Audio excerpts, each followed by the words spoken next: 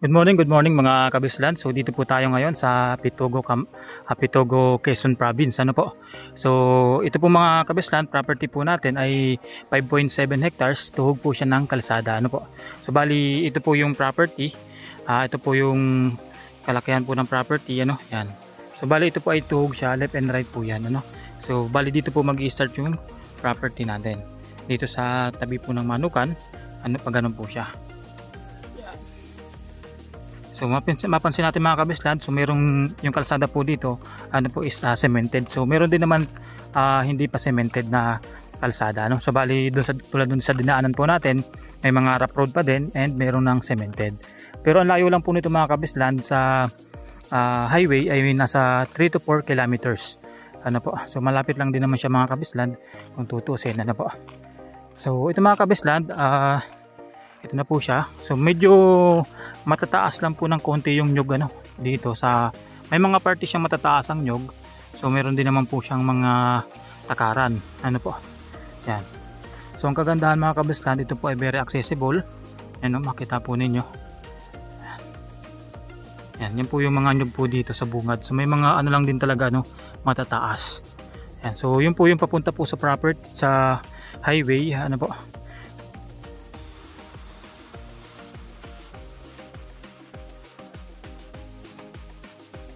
So may linya po ng kuryente mga kabislan. Ito po yung linya ng kuryente niya. Ano po? So meron din naman pong signal. Yung dito Sims Smart meron pong signal. Yung Globe meron din po siya kahit konti. Ano?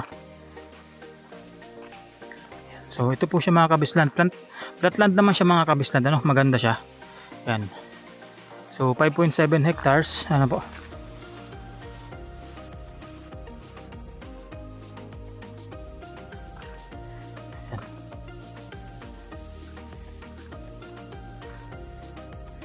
Ito po siya.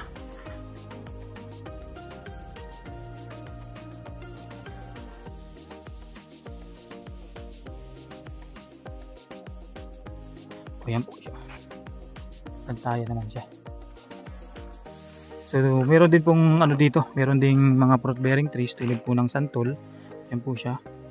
Ano po? So maganda mga kabislan. So dito lang kasi medyo madami ditong damo. Yung damo na medyo maano sa balat, yung humihiwa sa balat, ano, tawag po sa amin yung Bicol is dahat. Yan, kaya ang hirap pong pasukin. So maganda sana ano, yan, maikot po natin din yan, kaso medyo madamo po siya. Yan po yun, oh. Yan, pero kung lusong po ang linisan nyo ito, so pwede naman po grass cutter na lang, malinis po agad yan, madali lang yan. Ano po,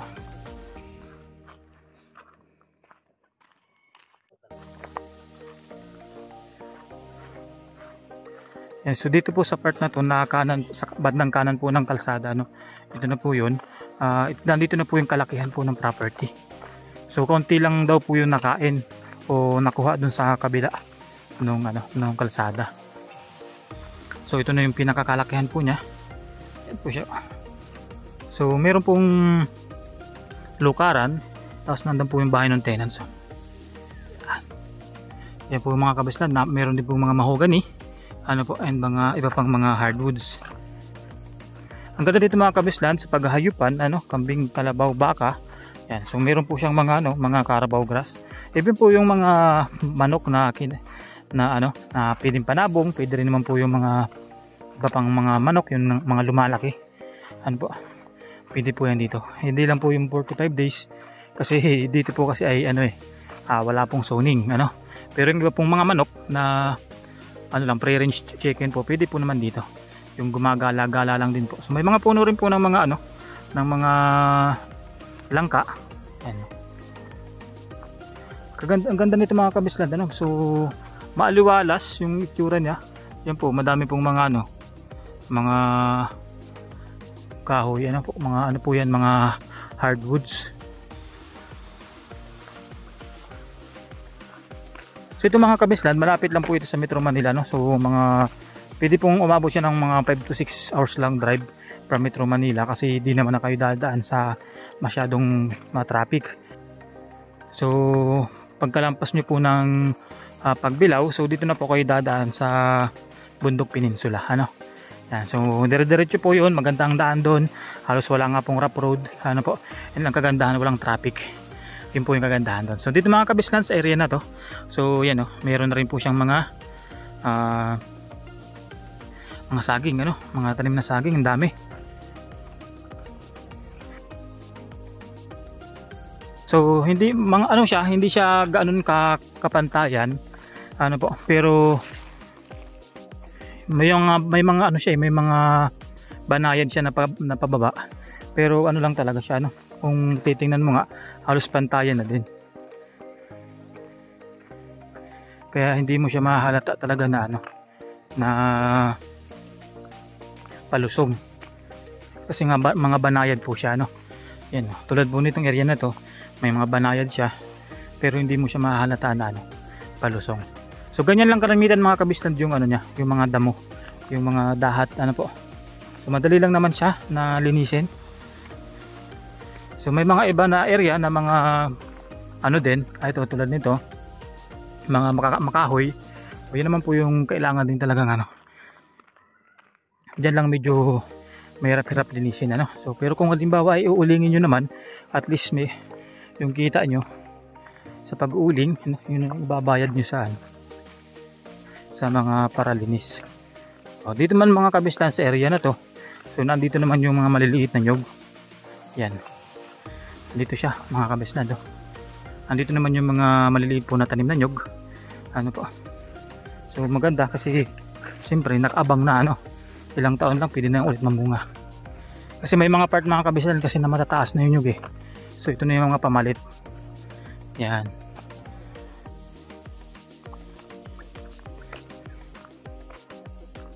ganda dito mga kabislan, Hindi lang natin maikot dito sa area na to kasi madami siyang damo, dito sa part na to. Yan. Pero pag dito mga kabislan, makikita nyo meron din siya may pagka mountain view. Siguro dyan po sa taas, yung area na dito sa bandang itaas pa natin, po. So yan, maganda siguro yung view dito. May mas maganda pa. Ganda po, kompleto po dito, may signal. Sa source po ng tubig ay deep well, tapos bili na lang po ng mga mineral. Marami naman po ditong water refilling station. Pagdating naman sa mga kabislan, kuryente yan, meron naman. Nakakatuwa lang kasi dito sa sa Pitugo, malapit po kasi ito sa dagat. Po. So mga ilang kilometro lang po dito, dagat na. Mga white sand beach din po dito, Kaya marami po kayong ditong pwedeng puntahan na dagat. So diyan sa Pitugo, sa Katanawan, sa Mulanay, marami po diyan. San Andres, San Francisco, San Narciso. Marami po ditong marami pong mga white sand beach diyan. Actually, meron din po kami mga binebenta diyan sa mga kabislan natin. Naghahanap po ng mga white sand beach. Yan. So available din po sa atin diyan,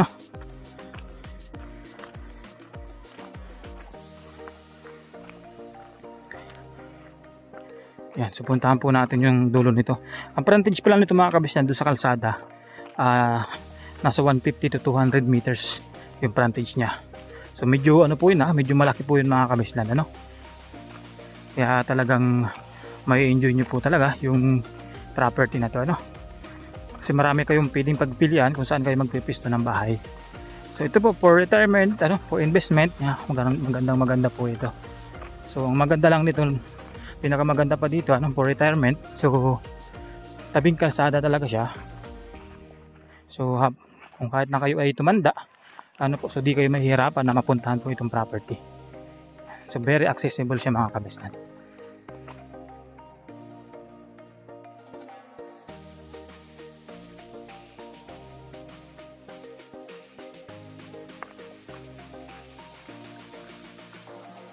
So meron din po siyang mga solar lights.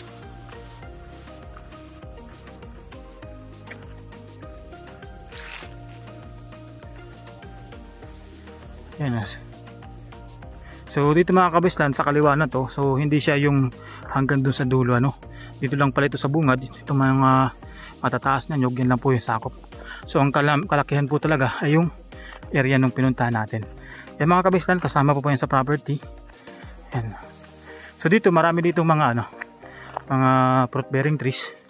So meron po siyang mga santol, may mga rambutan, po. Yan. Yan, ang ganda dito mga kabislan to. Napaka dito, napaka aliwalas. Mahangin.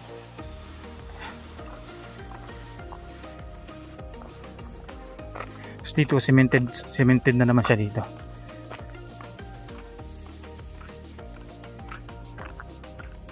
Dito mga kabislan, sa area na to, ayun, mga mahogany naman po yung mga tanim dito, no. Ayun, medyo matataas na mahogany na rin po yan. So maganda mga kabislan, no.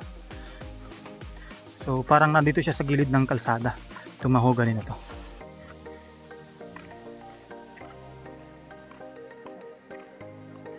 So hanggang dito daw po yung property sa area na to sa baba.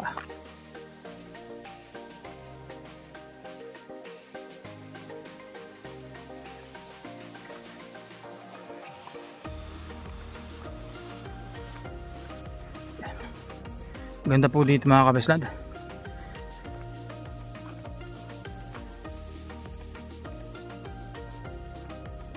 Yan dun. Hanggang doon po siya mga kabislan, dito sa area na yun. Yan, itong na to. Hanggang dyan po siya, yung parang may irrigation. Yan. So hanggang dyan po yung property mga kabislan. Base po dito sa kasama po natin na locator, yan. Ang ganda nito mga kabislan, Yan, makita po ninyo. So kung gusto niyo pong makita ito mga kabislan, pwede po tayo magpa-schedule ng tripping. Yan. So message lang po kayo sa aking Viber, sa aking WhatsApp, and yun, sa aking Facebook page, po. Yan. So kung meron man po akong mga hindi nasabi, po na mga impormasyon, yan, feel free to ask lang mga kabislan, po. So pwede po kayo magtanong, pwede po kayo message sa akin para at least mapag-usapan po natin. So anytime mga kabislan, so pwede itong i-tripping. Ang ganda nito. Yan siya, napaka ganda ng ambience. Halos pantayan. Dito talaga yung pinaka-ideal na gumawa ng bahay malapit sa may kuryente.